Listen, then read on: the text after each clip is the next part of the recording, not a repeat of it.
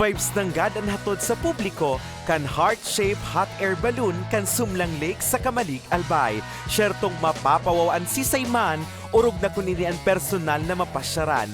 Patok ini for all ages and fits perfectly ngunyan na Valentine's Day. Ang 32 anyos asin 15 taon ng designer na si Alvin Balute ang nasa likod kan sikat nguyan na heart-shaped hot air balloon kan Sumlang.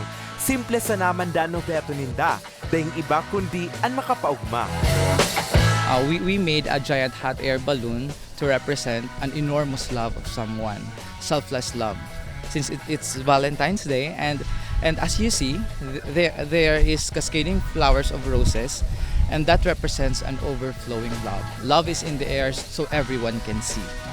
Gibo sa recycled materials ang hot air balloon. Ngani maiba sa nakatuodan, heart-shaped na hot air balloon ang sa iyang naisipan. Naipwesto niya kung sa inta nauman ang magayon na bulkan. Actually, we only spent, everything is in a rush. We only spent 5 days to prepare everything. We just worked in synergy to make it possible to do it in that very short period of time. And we used some recycled materials from our Christmas decors last December, and we only purchased few to make it possible. Ang 2 taon nang mag-ilusyon na sinda Donna May and Menard nagikan pang Naga City ug mananggad sa gayon kan pasyaran. Sabi ko nga ni kan subago habang nagra-rides kami, very maswertehon ang Bicol region kasi ugwang araw ka ining tourist spot. Kaya sabi ko, amazing talaga. Siyempre, makaugma maugma siya. Arog baga kayo ng mga lalaki. Pag maugma ang partner mo, maugma ka naman.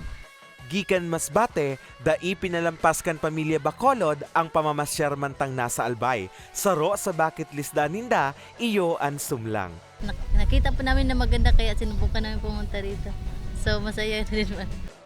Sanggatos pesos ang entrance fee sa regular tourist. 84 pesos naman sa PWDs as in senior citizens.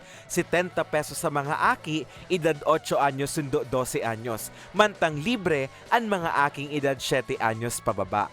Nag-ano na din kami na maglagay talaga ng mga ganyan, dagdag, para mas dumami nga yung tourist. Bukas ang pasyaran, Lunes sundo Huwebes, alas 7:30 nin aga sundo alas 7:30 nin Banggi. Alas 7:30 nin aga sundo alas 8 nin Banggi naman, kada Biyernes sundo Domingo. Kung peak season, bukas na sinda alas 7:30 nin aga sundo alas 9 nin Banggi.